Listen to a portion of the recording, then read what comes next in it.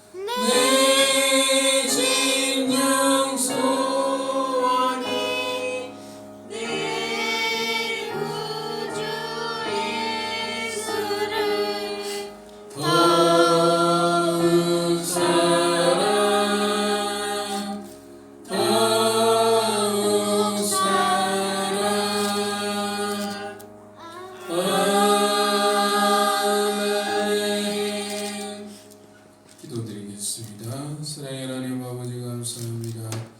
이 시간도 주님을 사랑하는 마음과 믿음과 정성을 담아서 주께 예배를 드린 우리 사랑하는 성도들의 손길을 주님 기억하여 주시고, 특별히 코로나로 인해서 여러 가지 삶의 형편들이 어려워지는 사람들이 많다고 하니 이때 우리 성도들의 삶의 형편들을 주님께서 살펴주시옵시고 보호하여 주셔서 하나님 선한 길로 인도하시는 것들을 늘 바라볼 수 있도록 주님 역사하여 주시옵소서. 그래서 하나님 살아가는 데 있어서 부족함이 없게 하여 주시고 채우시고 공급하시는 이가 늘 하나님이신 것들을 잊지 않도록 주님 인도하여 주시옵소서. 주께 감사드리며 예수님의 이름으로 기도드립니다. 우리 같이 하나의 말씀 봅니다. 다니엘서 3장 13절.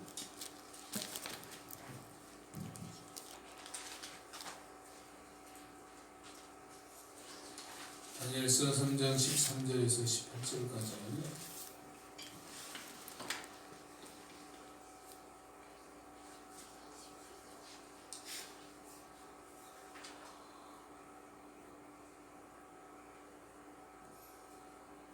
구약성경 1236페이지 다니엘서 3장 13절에서 18절. 찾으시면 우리 한 목소리로 같이 교독합시다. 보지 않으니까 같이 읽습니다. 시작. 느부갓네살 왕이 노하고 분하여 사드락과 메삭과 아벳느고를 끌고 오라 하니 드디어 그 사람들을 왕의 앞으로 끌어온지라. 느부갓네살이 그들에게 물어 이르되 사드락 메삭 아벳느고야, 너희가 내 신을 섬기지 아니하며 내가 세운 금 신상에게 절하지 아니한다 하니 사실이냐? 이제라도 너희가 준비하였다가 나팔과 피리와 수금과 삼형금과 양금과 생황과 및 모든 악기 소리를 들을 때 내가 만든 신상 앞에 엎드려 절하면 좋거니와 너희가 만일 절하지 아니하면 즉시 너희를 맹렬히 변한 풀무불 가운데 던져 넣을 것이니 능히 너희를 내 손에서 건져낼 신이 누구이겠느냐 하니 사드락과 메삭과 아벳느고가 왕에게 대답하여 이르되 느부갓네살이여, 우리가 이에 대하여 왕에게 대답할 필요가 없나이다. 왕이여, 우리가 섬기는 하나님이 계시다면 우리를 맹렬히 타는 풀무불 가운데에서 능히 건져내시겠고 왕의 손에서도 건져내시리라. 그렇게 하지 아니하실지라도 왕이여 우리가 왕의 신들을 섬기지도 아니하고 왕이 세우신 금신상에게 절하지도 아니할 줄을 아옵소서. 아멘. 다니엘서 2장에 보면 이제 느부갓네살 왕이 다니엘을 통해서 자기가 어떤 꿈을 꾸었는지 꿈의 내용을 듣고 그 꿈의 해석을 들었습니다. 근데 다니엘서 3장에 오면 그 꿈을 들은 느부갓네살 왕이 전혀 다른 모습을 보게 됩니다. 느부갓네살이 3장에 들어와서 제일 먼저 하는 게 뭡니까? 뭘 세웠다고 했습니까? 3장 1절에 보면 금으로 신상을 만들었죠. 그랬더니 높이가 얼마라고 했습니까? 60규빗. 너비는 6규빗. 규빗은 한 규빗은 45cm 정도 되거든요. 그러면 지금 식으로 환산하면 높이는 약 27m, 넓이는 2.7m 정도 됩니다. 상상이 되십니까? 높이가 27m, 옆으로 넓이가 2.7m. 보통 여기서 여기까지가 3m가 안 되거든요. 그래서 아파트로 따지면 여러분 아파트 이해하면 이해가 쉬울 텐데 아파트 9층 내지 10층 높이입니다. 아파트 9층 내지 10층 높이에 거대한 신상을 세워놓은 거죠. 그것은 뭐겠어요? 어디서나 잘 보이도록 만들어 놓은 겁니다. 그러면서 뭐라고 합니까? 모든 악기 소리가 들릴 때 금신상을 향하여 경배하라라고 명령을 내립니다. 그런데 한 가지 특이한 점은 뭐냐면 성경에 보면 악기의 이름들이 장황하게 나열되어 있잖아요. 그냥 간단하게 모든 악기 소리가 들릴 때 이렇게 해도 되는데 거기에 보면 뭐라고 해서 5절에 보면 나팔과 피리와 수금과 삼행금과 양금과 생황과 및 모든 악기 이렇게 일일이 써놓은 이유가 뭘까요? 잉글리시 해석하기를 뭐라 그러냐면 이 악기들은 세계 각국에서 불러 모은 악기들이다 라고 말합니다. 그러니까 바벨론에 있는 악기가 아니라 세계 각지에서 불러 모아서 온 악기. 그래서 쉽게 말하면 세계 연합 오케스트라라고 이야기를 합니다. 그것은 무엇을 말하냐면 느부갓네살 왕이 내가 이렇게 대단한 왕이야 라고 자기의 위엄을 과시하기 위해서 세운 것이다 라고 말할 수 있어요. 그래서 다니엘의 꿈 해석할 때 금머리가 누구라고 그랬어요? 느부갓네살 왕이라고 그랬잖아요. 그러니까 그 말을 듣고 내가 그렇게 대단한 사람이야 라고 생각하고 금신상을 만든 거죠. 오히려 이제 그 내용은 다 잊어버리고 자기가 금머리라는 것만 기억하고 그래서 자기가 금신상을 만든 느부갓네살 왕의 모습을 보게 되죠. 그래서 뭐라고 합니까? 이 자기 신과 금신상에 절하지 않는 사람은 즉시 풀무불에 던져 넣을 것이다 라고 말하죠. 8절에 보면 그때 어떤 갈대아 사람들이 바로 다니엘의 세 친구들을 참수합니다. 여기서 참수하다라는 것은 무슨 뜻이냐면 그 문자 그대로의 뜻은 뭐냐면 그들의 조각들을 먹어버리다라는 뜻을 가지고 있어요. 그 말은 뭐냐면 참수한다라는 것은 다른 사람의 조각을 내가 먹어 치워버린다라는 거예요. 즉, 그 말은 뭐겠어요? 시기와 질투로 인하여서 이러한 일이 발생한 것을 말하는 거죠. 참수의 내용이 뭐였습니까? 다니엘의 세 친구들이 악기 소리를 듣고도 왕의 신상에게 엎드려 절하지 않는다라고 참수한 거죠. 그러자 그 말을 들은 느부갓네살 왕이 화가 나가지고 그들을 불러봅니다. 그래서 뭐라고 말합니까?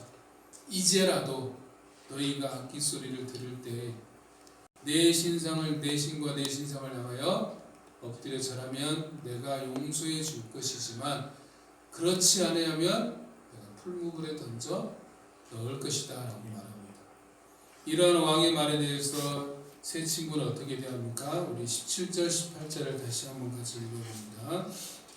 같이 읽습니다. 시작. 왕이여 우리가 섬기는 하나님이 계시다면 우리를 맹렬히 타는 풀무불 가운데에서 등이 건져내시겠고 왕의 손에서도 건져내시리이다. 그렇게 하지 아니하실지라도 왕이여 우리가 왕의 신들을 섬기지도 아니하고 왕이 세우신 금 신상에게 절하지도 아니할 줄을 아옵소서. 아멘. 세 친구는 단호하게 말하죠. 왕이여 우리가 일에 대해서 대답할 필요도 없습니다. 대답할 가치도 없다라는 거죠. 우리가 섬기는 하나님이 이미 맹렬히 타는 풀무불 가운데서 우리를 지켜주실 것입니다. 행여 그렇지 아니할지라도 우리는 왕의 신과 왕의 신들과 왕의 세운 신상에게 절하지 않을 것입니다 라고 말하게 됩니다. 그래서 오늘 우리가 생각해 볼 것은 이 17절과 18절의 내용을 중심으로 우리가 생각을 해 볼 것이고 그 이후에 어떻게 되는지는 이제 다음 주에 우리가 보도록 하겠습니다. 사실 이 세 친구의 고백은 현 시대를 살아가는 우리에게 시사하는 바가 큽니다. 세상은 우리가 잘하든 못하든 조롱하고 야유를 하죠. 잘하면 시기하고 모함하죠. 또 못하면 못한다라고 조롱하고 있는 것들을 보죠. 그래서 우리를 향해서 끊임없이 참소하는 것이 세상의 모습입니다. 오늘 이러한 세 친구의 고백을 통하여서 이러한 세상 가운데서 우리가 어떻게 살아가야 되는지를 우리가 생각해 볼 텐데 크게 세 가지의 질문을 던지면서 오늘 본문의 의미를 좀 생각해 보도록 하겠습니다. 그래서 여러분들에게 세 가지 질문을 한번 던지겠습니다. 첫 번째 질문. 다니엘의 세 친구의 이러한 믿음의 고백이 가능한 이유가 무엇입니까? 17절과 18절에 이러한 고백이 나올 수 있었던 이유가 무엇이었을까요?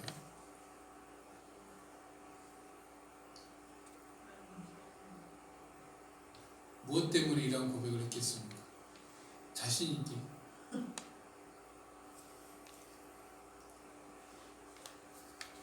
정답을 말하는 게 아니라 해답을 말하는 겁니다.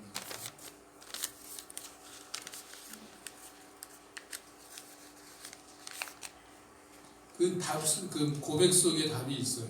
잘 보시면 17절에 보면 뭐라고 했어요? 우리가 섬기는 하나님이 뭐 할 것이다? 계시다면 우리를 맹렬히 타는 푸른불 가운데서 능히 건져내시겠습니다. 그렇지 않고 그냥 죽을지라도 우리는 왕의 신과 신상에게 절하지 않겠습니다 라는 것이죠. 간단히 말하면 그들은 하나님을 알았습니다. 세 친구는 하나님을 알고 있는 것들을 보게 되죠. 그들이 안 하나님은 뭡니까? 바로 우리가 섬기는 하나님이 계시다면 이건 어떻게 보면 그 의미가 명확하게 살지가 않습니다. 그래서 그들이 믿는 하나님이 어떤 하나님인지 분명하게 드러나지도 않고 또 어떻게 보면 가정법인 것처럼 우리 성경에 기록되어 있는데 세번역 성경에 보면 이렇게 되어 있어요. 제가 읽어드릴게요. 불 속에 던져져도 임금님 우리를 지키시는 우리 하나님이 우리를 활활 타는 화덕 속에서 구해주시고 임금님의 손에서도 구해주실 것입니다. 뭐라고 그랬어요? 우리를 지키시는 우리 하나님. 다니엘의 세 친구가 알고 있었던 하나님은 어떤 하나님이냐면 우리를 지키시는 우리 하나님, 우리를 지켜주시는 하나님이다라는 거죠.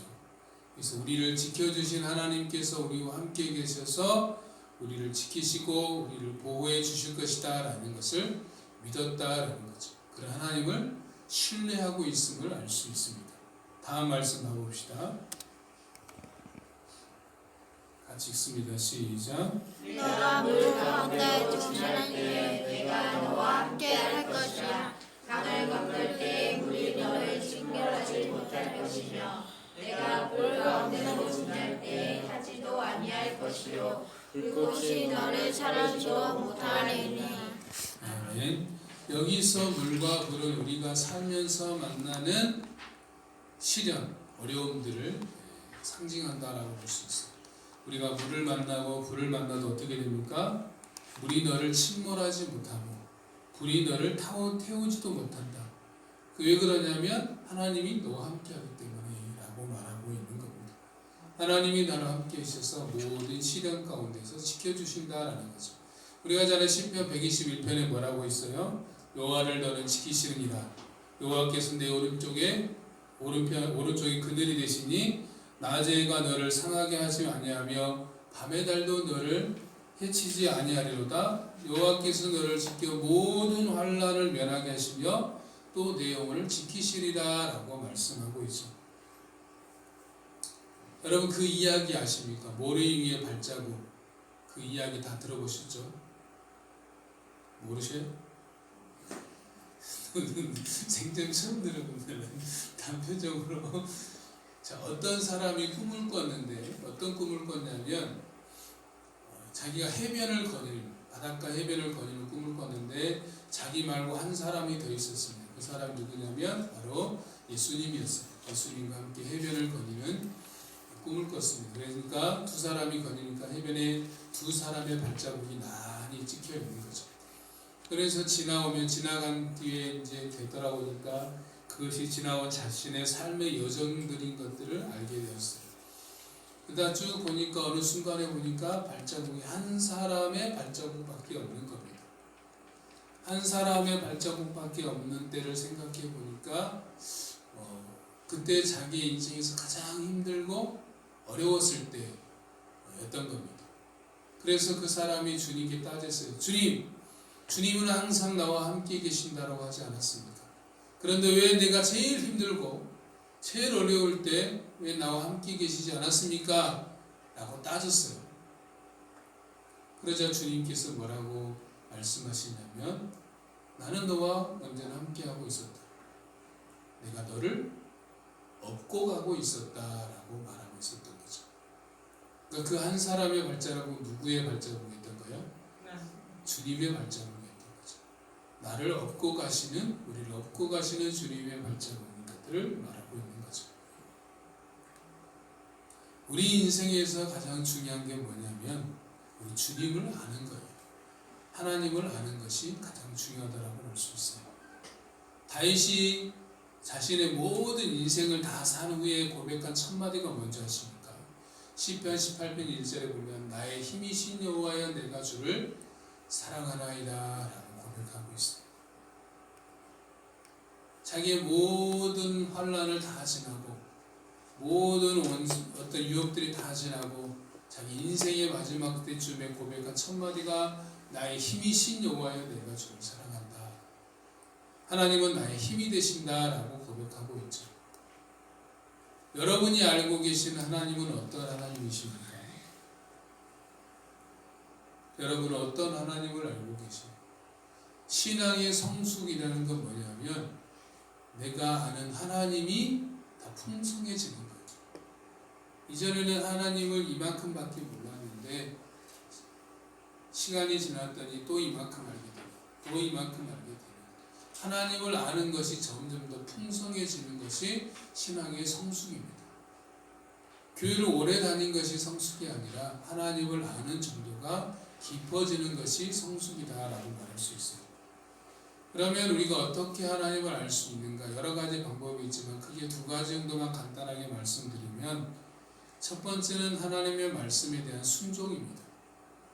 그 예를 우리가 아브라함을 통해서 알 수 있잖아요. 창세기 22장에 보면 아브라함은 이삭을 바치라는 하나님의 말씀에 순종함으로 여호와 이레의 하나님을 경험하게 된 것들을 보게 되죠. 순종했기 때문에 준비시킨 하나님을 경험하게 된 거죠. 또 하나님께서 이스라엘 백성들을 40년 광야 생활을 이끄신 이유에 대해서도 이렇게 말씀합니다. 신명기 8장 2절과 3절에 보면 이렇게 말씀하고 있어요. 내 하나님 여호와께서 이 40년 동안에 내게 광야길을 걷게 하신 것을 기억하라. 이는 너를 낮추시며 너를 시험하사 내 마음이 어떠한지 그 명령을 지키는지 지키지 않는지 알려 하심이라. 너를 낮추시며 너를 줄이게 하시며 너도 알지 못하며 또 내 조상들도 알지 못하던 만나를 내게 먹이신 것은 사람이 떡으로만 사는 것이 아니요 여호와 입에서 나오는 모든 말씀으로 사는 줄 내가 알게 하려 함이다 라고 말하고 있어요. 즉 하나님께서 광야 생활을 하면서 이스라엘 백성들이 알기를 원했던 건 뭐냐면 하나님의 말씀대로 사는 법을 알려주시기 위해서였다라고 말씀하고 있는 겁니다.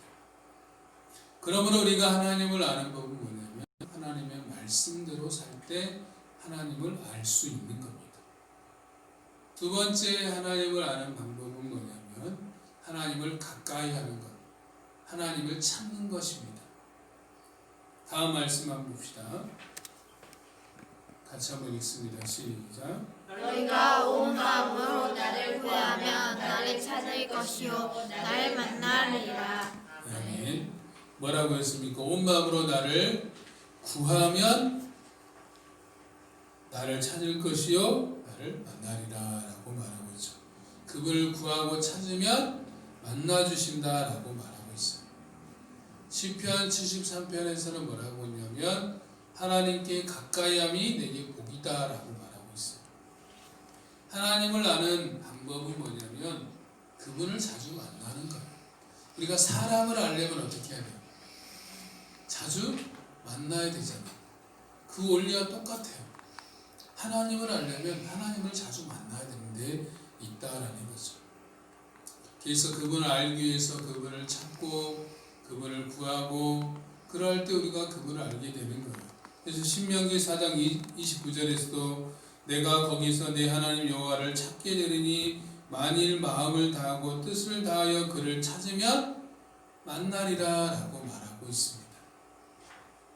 그래서 하나님을 찾게 되면 하나님께서 만나주신다라는 거죠. 그래서 첫 번째 질문에 대한 답이 뭐였습니까? 왜 세 친구들이 이러한 고백을 할 수 있었습니까? 그들이 하나님을 알았다라는 거죠. 두 번째 질문입니다. 자, 그렇다면 그렇게 하지 아니하실지라도의 의미는 무엇일까요? 18절에 보면 그렇게 하지 아니하실지라도 라고 말하고 있는데 이 뜻은 뭐겠습니까? 다르게 바꿔서 질문을 해보면 내 뜻과 하나님의 뜻이 충돌할 때 어떻게 해야 됩니까? 우리가 신앙생활 하다 보면 내 뜻과 하나님의 뜻이 항상 일치합니까? 내 뜻과 하나님의 뜻이 충돌될 때가 있잖아요. 그때 어떻게 해야 될까요? 이론적으로 말고 실제 여러분 어떻게 하셨어요? 내 뜻과 하나님의 뜻이 딱 부딪혔을 때 여러분은 어떤 선택을 하셨습니까?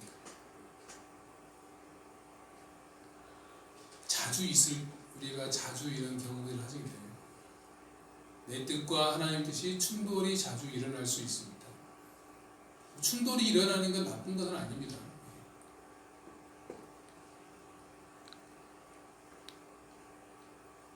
여기서 우리가 좀 생각을 해보면 여기서 먼저 그렇게 하지 아니하실지로도 라고 보면 옛날 이제 바뀌기 전에 성경이 바뀌기 전에 개역 한글판에 보면 그리 아니하실지라도 라고 되어 있었어요. 이 말의 의미는 뭡니까? 나를 지켜주는 하나님이 우리를 지켜주실 것입니다. 우리를 지켜주실 하나님이 우리를 지켜주실 것입니다. 그렇게 하지 아니하실지라도 그리 아니하실지라도 뭐냐면 지켜주지 아니하시고 그냥 우리가 풀무불 가운데 죽을지라도 그렇게 될지라도 우리 그냥 죽게 되면 죽겠습니다 라는 거죠. 하나님이 지켜주실 것인데 하나님의 뜻이 풀무불 가운데 죽는 것이라면 죽겠습니다 라는 것을 말하고 있는 겁니다. 누가 생각납니까? 바로 에스더의 죽으면 죽으리이다 라는 고백이 생각나죠. 그래서 아까 좀 전에 던졌던 질문, 내 뜻과 하나님의 뜻이 충돌되었을 때 보이는 반응의 첫 번째는 바로 요나의 반응이 있을 수 있습니다. 요나의 반응이 어떤 반응일까요? 하나님께서 요나를 부르셔서 어디로 가라고 했습니까? 어디로 가라고 했죠? 아수르의 수도인 니느웨로 가라고 했죠. 그랬더니 요나가 어떻게 했습니까? 네 알겠습니다 하고 갔습니까? 다시스로 도망을 쳤죠. 근데 마침 또 다시스로 가는 배도 있었어요. 옳다구니 하고 도망을 쳤죠. 그래서 첫 번째 우리가 보일 수 있는 반응은 뭐냐면 회피, 도망가는 겁니다. 내 뜻과 하나님의 뜻이 충돌되었을 때 사람이 보일 수 있는 첫 번째 반응은 도망가는 거예요. 외면한다라는 거예요. 하나님, 나는 그런 하나님 뜻을 행할 만한 그릇이 되지 않아요. 나는 그럴 자질이 되지 않아요. 나는 그럴 능력이 없어요. 나는 그럴 만한 그럴 만한 사람이 못 돼요라고 회피해버리고 도망치는 것이다라고 말할 수 있어요. 그런데 우리가 기억할 것은 예수님께서는 어떤 사람을 불러 쓰셨어요? 어부와 그때 당시 죄인들과 취급받던 세리들처럼 평범하고 흔히 말하는 사람들이 외면하고 거부하는 사람들을 선택하시어 하나님의 일을 하셨다라는 것을 기억해야 됩니다. 두 번째 반응은 뭐냐면 창세기 13장에 나와 있는 아브라함의 조카 롯과 같은 반응입니다. 아브라함과 조카 롯이 같이 살다가 이제 서로 가축이 수요가 많아졌어요. 그래서 이제 같이 살 수 없게 될 수 있는, 같이 살 수 없는 지경이 이렇게 되었습니다. 그래서 이제 우리가 너무 수요가 많으니까 이제 우리가 헤어지자라고 했습니다. 그래서 선택권을 먼저 아브라함이 조카 롯에게 선택권을 주었습니다. 그때 롯이 어떻게 했냐면 다음 말씀을 봅니다. 같이 읽습니다. 시작. 이에 롯이 눈을 들어 요단 지역을 바라본즉 소알까지 온 땅에 물이 넉넉하니 여호와께서 소돔과 고모라를 멸하시기 전이었으므로 여호와의 동상 같고 애굽 땅과 같았더라. 아멘. 이 말씀에서 중요한 포인트는 뭐냐면 누가 눈을 들었습니까? 롯이 눈을 들었다 라는 거죠. 이 말은 뭐냐면 내가 봤을 때 좋아 보이는 것을 선택했다라는 거예요. 내 눈이 보기에 좋은 것. 그런데 그 아래 13장 13절에 보면 반전이 있거든요. 뭐라고 되어 있냐면 소돔 사람들은 여호와 앞에 악하며 큰 죄인이었더라 라고 되어 있어요. 사람이 보기에 좋은 것을 선택하는 것의 한계라고 말할 수 있어요. 그래서 내 뜻과 하나님의 뜻이 충돌할 때 보일 수 있는 두 번째 반응은 뭐냐면 내 눈에 보기에 좋은 것을 선택하는 겁니다. 내가 봤을 때 좋아 보이는 것을 선택하는 거예요. 내 뜻이냐 하나님의 뜻이냐 이게 중요한 것이 아니라 내가 봤을 때 좋은 것, 그것을 선택하는 것을 이제 말하는 거죠. 그런 말 한 번쯤 들어봤을 겁니다. 기도는 만사를 변화시킨다. 들어보셨죠? 이게 맞는 말일까요? 틀린 말일까요? 기도는 만사를 변화시킨다. 맞다. 틀리다. 모르겠다. 대답을 하셔야지. 다시. 기도는 만사를 변화시킨다. 맞다.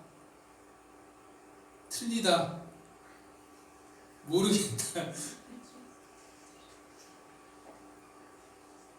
모르겠다라는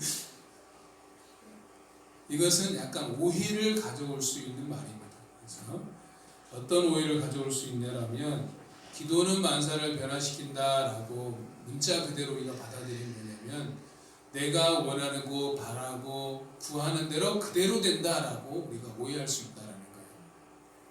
즉 하나님은 내가 원하는 대로, 내가 바라는 대로, 내가 구하는 대로 다 들어준다라고 착각할 수 있는 오해를 불러일으킬 수 있다는 거죠. 사람들이 신앙생활 하다 보면 시험에 드는 경우가 두 가지 경우가 있어요. 크게 보면 첫 번째는 사람과의 관계 속에서 교회에 대한 사람끼리 서로 관계 속에서 어려움이 있어가지고 시험 들은 경우가 있고, 두 번째는 뭐냐면 하나님에 대해서 오해할 때입니다. 어떤 하나님 관계 속에서 오해하냐면 내가 하나님 이렇게 기도했는데 들어주지 않으면 많이 시험 들죠. 하나님 내가 이걸 이렇게 들어달라고 그렇게 내가 간절히 기도했는데 왜 들어주지 않냐고, 왜 내 기도를 응답해 주지 않냐고 하면서 시험에 드는 사람을 가끔 많이 봤어요. 즉 그런 어떤 경우가 있냐면 기도는 만사를 변화시킨다라는 게 뭐가 있냐면 기도하면 하나님 다 된다고 했잖아요. 그러면 기도하면 내가 로또 복권에 당첨시켜요. 왜 당첨 안 시켜줘요? 왜 내가 바라는 것, 내가 원하는 대로 되지 않는 것, 되지 않아요 라고 하는 거죠. 우리 아이 이번에 시험에 잘 보게 해달라고 했는데 왜 시험 망치게 있었어요? 이게 내가 원하는 대로. 이번에 남편 회사에서 승진시켜달라고 했는데 왜 승진은 안 됐어요? 내가 원하고 바라는 대로 되어지지 않으면 하나님께 불평하고 원망할 수 있다라는 거죠. 이것이 기도하면 만사를 변화시킨다에 대해서 오해하는 것이다라는 거죠. 근데 기도는 뭐냐면 기도는 하나님의 시각에서 생각하는 거예요. 내 관점에서 바라보는 것이 아니라 하나님의 시각에서 생각하는 것이며 그 생각이 내 삶을 변화시키고 그 삶이 세상을 변화시키는 겁니다. 기도는 뭐다고요? 누구의 시각에서 생각하는 것이다? 하나님의 시각. 내 시각에서 바라보는 것이 아니라 하나님의 시각에서 생각하는 게 기도입니다. 이제 내 뜻과 하나님 뜻이 충돌했을 때 보일 수 있는 세 번째 반응이 오늘 본문에 나와 있는 다니엘의 세 친구죠. 바로 하나님의 뜻에 순응하는 겁니다. 다니엘의 세 친구의 고백이 뭐예요? 하나님 뜻이 풀무불 가운데서 죽는 것이라면 기꺼이 죽겠습니다 라는 거죠. 예수님께서도 겟세마네 동산에서 기도하실 때 어떻게 기도하셨어요? 그 기도의 내용을 잠깐 봅시다. 화면을 넘겨주시고 같이 읽습니다. 시작. 조금 나아가사 얼굴을 하늘에 드시고 엎드려 기도하여 이르시되 내 아버지여 만일 할 만하시거든 이 잔을 나에게서 나가게 하옵소서. 그러나 나의 원대로 마시옵고 아버지의 원대로 하옵소서 하시고. 아멘. 예수님의 오는 뭐였어요? 이 고난의 잔을 좀 피해가기를 원했어요. 너무나 왜냐하면 그 다음에 십자가의 고난이 올 것이 알고 계셨기 때문에. 그런데 궁극적으로 기도한 건 뭡니까? 아버지의 원대로 하옵소서. 내가 원하는 것은 이 십자가의 고난을 피하는 것인데 그러나 아버지의 원이 그것을 감당하는 것을 원하시는 거라면 내가 기꺼이 그것을 감당하겠습니다. 순응하시는 것을 보게 되는 거죠. 서만화의 감독이었던 폴리갑도 마찬가지입니다. 전에 말씀드렸던 것처럼 처음에는 자신을 잡으러 오는 로마 군인을 피해서 친구 집으로 피했어요. 그런데 꿈을 꿨는데 자기가 벤 베기가 불에 타서 없어지는 꿈을 꾼 거죠. 그것이 하나님의 뜻을 받아들인 겁니다. 하나님 주신 자기의 메시지로 생각했어요. 그래서 친구 집까지 자신을 잡으러 온 로마 군인에게 순순히 잡히고 오히려 이제 로마 군인에게 대접하고 로마 황제 앞에 섰습니다. 그래서 로마 황제가 지금이라도 주를 모른다고 한 번만 부인하면 내가 너를 용서해 주겠다라고 했어요. 그러자 폴리갑이 뭐라고 그랬냐면 내가 지금 살아온 86년 동안 한 번도 하나님은 나를 모르신다라고 부인한 적 없는데 어찌 내가 주를 부인하겠습니까? 라고 말하고 자기가 꿈을 꾼 대로 화형을 당하여 순교하게 됩니다. 그리고 세 번째 반응은 하나님 뜻에 순응하는 겁니다. 여러분 내 뜻과 하나님 뜻이 충돌할 때 어떻게 하시겠습니까? 요나처럼 도망치겠습니까? 롯처럼 내가 원하는 대로 하겠습니까? 아니면 다니엘 세 친구가 주님처럼 폴리갑처럼 하나님 뜻에 순종하겠습니까? 세 번째 질문은 세상이 우리에게 타협을 요구할 때 여러분 어떻게 하시겠습니까? 세상이 우리에게 눈 한번 감아라.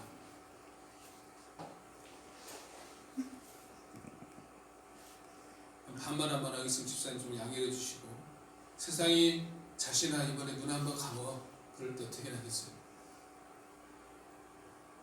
눈 한번 찔끔 감고 넘어가야지.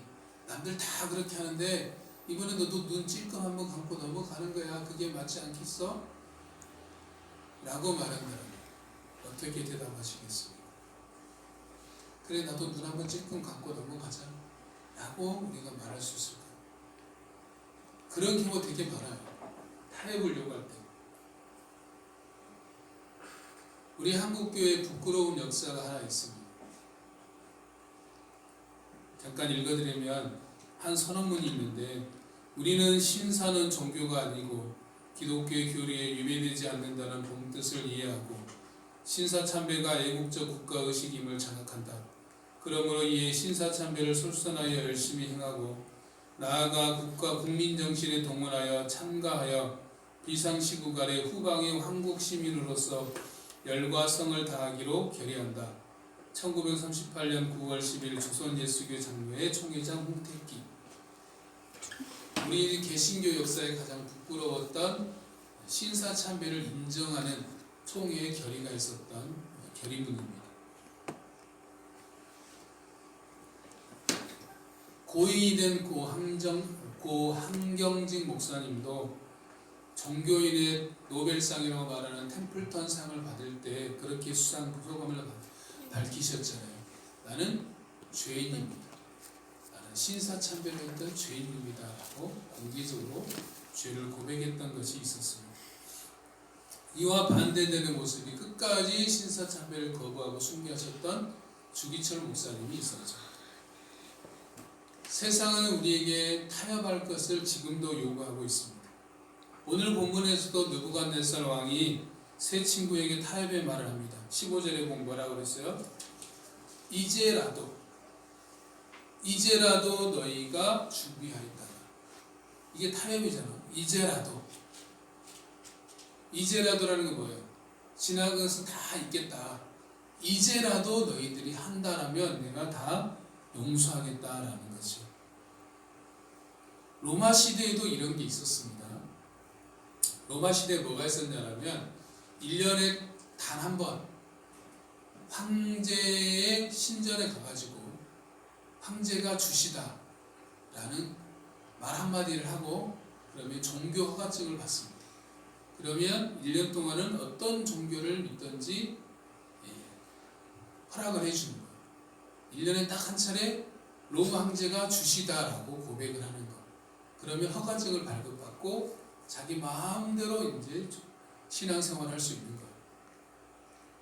그게 로마가 제안한 타협책이었습니다. 여러분 어떻게 하시겠어요? 1년에 한 번 눈 찔끔 감고 로마 황제를 주시다라고 말하고 발급증을 받아가지고 그 다음 때 나는 예수 믿는다라고 하면서 신앙생활 하시겠습니까? 초대교회 신앙인들은 그렇게 하지 않았죠. 끝까지 거부하고 많이 순교를 당했습니다. 그것이 순교당한 가장 큰 이유였어요. 황제의 숭배를 거부했기 때문에 바로 순교를 당한 가장 큰 이유였다라는 거죠. 세상은 지금도 끊임없이 우리에게 요구합니다. 너희들이 그렇게 사는 것은 세상에 맞지 않아. 눈 한 번만 감으면 된다. 눈 한 번만 찔끔 감고 넘어가면 돼. 그게 세상을 사는 지혜야 라고 우리에게 말하죠. 그런데 이러한 요구 가운데서 다니엘의 세 친구는 뭐라고 대답했습니까? 16절 봅니다. 16절 한번 읽어봅니다. 시작. 사드락과 메삭과 아벤느고가 왕에게 대답하여 이르되 느부갓네살이여 우리가 이 일에 대하여 왕에게 대답할 필요가 없나이다. 아멘. 뭐라고 말합니까? 우리가 이 일에 대하여 왕에게 대답할 필요가 없다. 대답할 필요가 없다라는 것은 뭡니까? 말할 가치도 없다라는 거죠. 그래서 현대인의 성경에는 뭐라고 되어 있냐면 이 문제에 대해서 우리 입장을 변호할 필요성을 느끼지 않는다라고 말하고 있어요. 쉽게 말하면 왕이여 우리가 이 일에 대해서 말할 가치도 없습니다. 확고하게 자신의 입장을 밝히고 있는 것들, 단호하게 그 일에 대해서 거절하고 있는 것들을 보게 되죠. 세상이 우리를 향해서 눈 한 번쯤 감아도 돼 라고 말할 때 우리는 단호하게 거절할 수 있어야 돼요. 뱀의 유혹을 받았던 여자의 태도를 취해서는 안 되죠. 뱀이 참으로 동산 모든 나무의 실과를 먹지 말더냐라고 교묘히 여자에게 말했을 때 여자가 뭐라고 말했어요?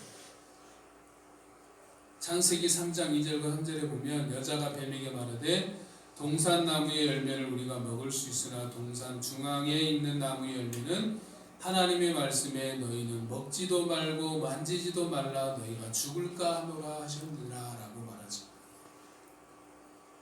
이 말을 듣자마자 뱀은 됐다라고 생각하죠. 왜냐하면 하나님이 하지도 않는 말씀들을 막 추가하고 덧붙이고 있는 것들을 보죠.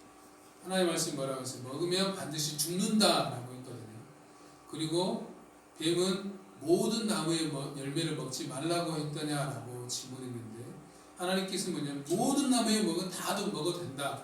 단 한 가지 동산 중앙에 있는 선악과만 먹지 말라라고 한 것인데 그 말에 넘어간 거죠. 그래서 뭐라고 하냐면 먹지도 말고 만지지도 말라. 그럼 내가 반드시 죽는다 했는데 죽을까는 뭐야? 죽을 수도 있고 안 죽을 수도 있다라는 거죠. 그러니까 뱀이 됐다 싶으니까 뭐라 합니까? 먹어도 죽지 않는다. 오히려 먹으면 눈이 밝아져서 하나님과 같이 되어서 그래서 하나님이 먹지 말게 한 것이다 라고 한 것을 보게 되는 것이죠. 그리고 자기만 먹은 것이 아니라 그것을 또 누구에게 줬습니까? 아담에게 또 주어서 아담도 선악과를 먹는 것을 보게 되죠. 그리스의 교부이자 성인이었던 아타나시우스라는 분이 있습니다. 이 아타나시우스가 주장했던 교리가 뭐냐면 삼위일체 교리를 주장했습니다. 아타나시우스가 활동했던 시대에 예수님은 하나님이시다라는 것이 예수님은 하나님이 아니다라는 사고가 팽배해 있었습니다. 그래서 다른 교부들은 삼위일체론을 주장하는 아타나시우스를 비웃고 협박하고 회유하라고 했습니다. 뭐라고 말했냐면 온 세상이 너를 반대한다. 온 세상이 너 그 말도 안 되는 주장하지 말라고 한다. 너의 생각이 틀렸다고 말한다. 그래서 너의 생각을 거두라라고 말하자 아타나시우스는 이렇게 말했어요. 그렇다면 이제 내가 온 세상을 반대한다. 온 세상이 나를 반대한다고 하니까 그렇다면 이제 내가 온 세상을 반대한다 라고 단호하게 나갔던 것을 보게 됩니다. 우리에게 필요한 게 바로 이런 정신이죠. 세상이 너를 반대한다. 그렇다면 내가 세상을 반대한다 라고 말할 수 있어야 되는 거죠. 사무엘상 17장은 우리가 잘 아는 것처럼 다윗과 골리앗의 얘기잖아요. 거인장수 골리앗이 나와서 이스라엘 군대를 조롱할 때 다 이스라엘 군대는 두려워 벌벌 떨었습니다. 그때 형들을 유물하러 다윗이 뭐라고 했습니까? 다음 말씀을 보고 이해합시다. 같이 읽습니다. 시작. 이 하늘에 wat지 않은 블레셋 사람이 누구이기에 살아계신 하나님의 군대를 모욕하겠느냐. 아멘. 뭐라고 했습니까? 이 할례 받지 않는 사람이 누구이기에 살아계신 하나님의 군대를 모욕하느냐 라고 단호하게 외쳐줘요. 그냥 조용하게 이 할례 받지 않는 사람이 누구이기에 이렇게 읽겠습니다. 이 할례 받지 않는 블레셋 사람이 누구에게 살아계신 하나님의 군대를 모욕하느냐라고 담대하게 치고 단호하게 치고 나아갔던 것을 보게 되죠. 이사야 41장 10절에서 뭐라고 해요? 두려워하지 말라 내가 너와 함께함이라. 놀라지 말라 나는 너희 하나님이 됨이라. 내가 너를 굳세게 하리라. 참으로 너를 도와주리라. 참으로 나의 의로운 오른손으로 너를 붙들리라 라고 말하고 있어요. 우리에게 말씀합니다. 두려워하지 말아라. 놀라지 말아라. 왜? 내가 너와 함께한다.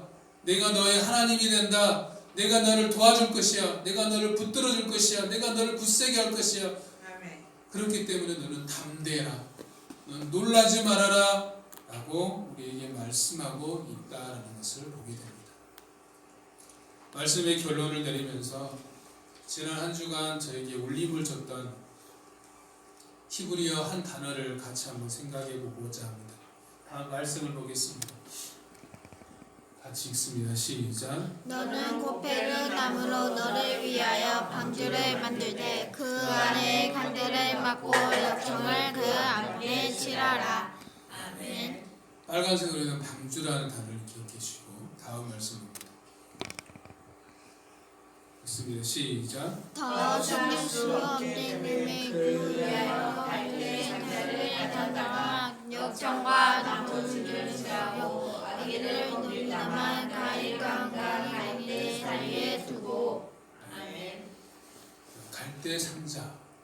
당주는 어느 정도 사이즈냐면 최소한 축구장 사이즈라고 이야기합니다. 갈대 상자는 어느 정도겠어요? 갈대 바구니는 아주 지극히 작죠.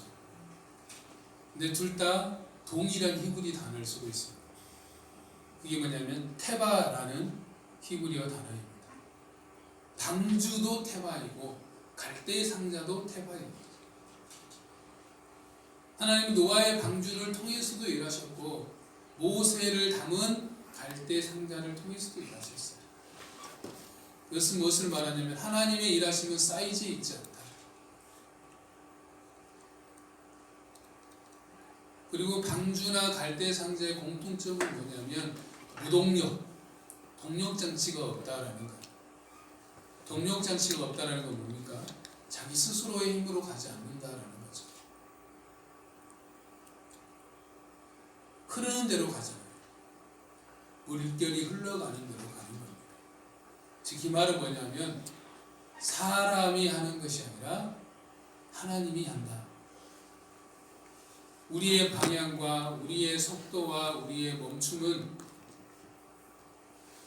우리가 어디로 갈지, 어떤 속도로 갈지, 언제 멈출지 이것을 우리가 결정하는 것이 아니라 하나님이 결정하시게 하라는 거죠. 그래서 그분께 온전히 맡겨야 된다라는 거죠. 그래서 우리는 주님의 갈대 상자, 주님의 테마가 되어야 된다라는 겁니다. 내 힘으로 방향 잡지 않고 내 방식으로 속도 내지 않고 내가 멈추려고 하지 않고 주님께서 방향 잡으시고 주님의 힘으로 나아가고 주님이 멈추라고 하면 멈추는, 그래서 주님의 갈대 상자, 주님의 테마로서 한 주간 살아갈 수 있는 우리의 모습이 되시길 주의 이름으로 축원합니다. 우리가 마지막으로 말씀 한 구절 보고 찬양 드리겠습니다. 같이 읽습니다. 시작. 내 길을 여호와께 맡겨라. 그를 의지하며 그가 이루시고 내 의를 견고히 다니시며 내 공의를 정오의 빛같이 하시리로다. 아멘. 우리의 삶을 이끄시는 주님께 온전히 맡기시고 주님이 이끄시는 주님의 테마가 되시길 주의 이름으로 축복합니다. 우리가 찬양 드리겠습니다.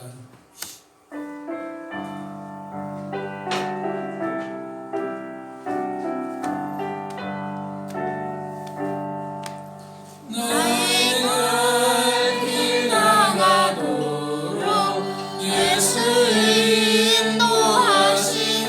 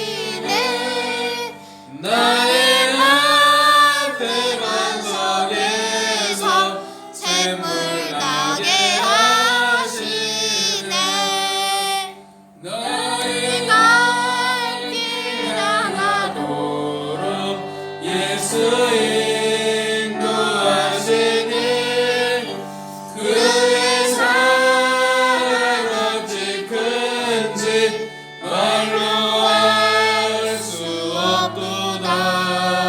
성령과 만나는 영혼 하늘 나아갈 때에 영영 부를 나의 찬송 예수 인도하셨네. 영영 부를 나의 찬송 예수 인도하셨네. 이 시간 우리 먼저 잠깐 합심해서 함께 기도했으면 좋겠습니다. 하나님, 내 삶은 주님의 또 태바, 주님의 갈대 상자입니다. 주님, 내가 내 삶의 방향을 내가 이끌어 가지 않게 하여 주시고, 내 삶의 속도를 내가 이끌어내지 않게 하여 주시고, 내가 멈추려고 하지 않고 온전히 주님께 맡기는 삶이 되기를 원합니다. 주님의 갈대 상자가 되기를 원합니다. 주님께서 이끄시는 삶이 되기를 원합니다. 주님께 내어 맡기기를 원합니다. 주님, 나의 삶을 이끌어 주시옵소서. 주님이 기뻐하시는 삶이 되게 하여 주시옵소서. 이 시간 우리 같이 합심해서 함께 기도하겠습니다. 기도합니다. 살아계신 능력의 하나님 아버지, 감사합니다. 그렇습니다. 하나님 아버지, 내 삶은 주님의 대바가 되기를 원합니다. 주님의 갈대 상자가 되기를 원합니다. 하나님 아버지, 내 삶은 언제 주님께 내어 맡기오니 아버지, 나의 어디로 가야 될지 나의 삶의 방향과 내 삶의 속도와 내 삶의 아버지 멈춤을 주님께서 주관하여 주시고 주님께서 인도하여 주시옵시고 주님께서 이끌어 주시는 것들을 바라볼 수 있도록 아버지 하나님 아버지 인도하여 주시옵소서. 주님, 나는 주님의 아버지 태바입니다. 주님, 나는 주님의 갈대 상자입니다. 주여 하나님 아버지 역사하여 주시옵시고 주여 하나님 아버지 인도하여 주시옵소서. 살아계신 능력의 하나님 아버지, 감사합니다. 아버지 하나님, 우리의 삶을 온전히 주님께 내어 맡기며 나아갑니다. 하나님, 우리는 주님의 갈대 상자, 주님의 태바이오니 주님, 우리의 삶을 인도하여 주시옵소서. 우리의 나아갈 방향들과 우리가 나아갈 속도들과 우리가 언제 멈추고 어떻게 가야 될지 우리의 모든 갈 길들을 주님 인도하여 주시옵시며 그 갈 길에 따라서 살아갈 수 있는 우리의 삶이 되어질 수 있도록 주님 역사하여 주시옵소서. 그래서 주님 주시는 참된 평안함을 누릴 수 있도록 주님 인도하여 주시옵소서. 지금은 우리 주 예수 그리스도의 은혜와 하나님의 크신 사랑과 성령님의 감화 감동 교통하심이 날마다 주님의 갈대 상자가 되어서 주님의 이끄시는 대로 나아가기를 소망하는 주님께 맡기며 따라가는 자가 되기를 간절히 바라는 우리 사랑하는 모든 성도들 머리 위에 지금부터 영원까지 항상 함께 있을지어다. 아멘.